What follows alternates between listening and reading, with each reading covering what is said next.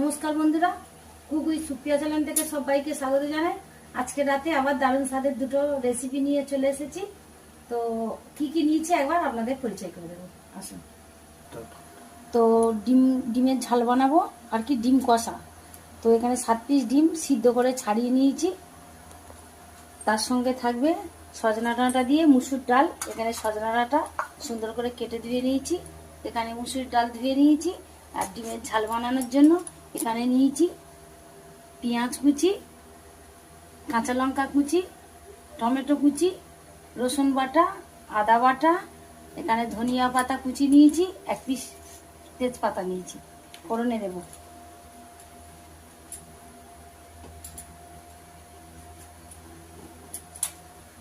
তো এখানে কড়াটা জ্বালিয়ে নিয়েছি, কড়ার মধ্যে সরিষার তেল দিয়ে দেবো, ডিমটা ভেজে নেব। তেলে পড়লে ফাটবে, তেল ঠিকরাবে। তো আমি গাগুলো একটু এই ছুরির সাহায্যে গাগুলো একটু চিড়ে দিচ্ছি। কড়ার মধ্যে দিয়ে দেবো ডিমগুলো,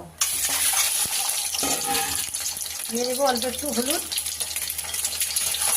1 চামচ লবণ, দিয়ে ডিমটা ভালো করে একটু লঙ্কা গুঁড়ো দেবো।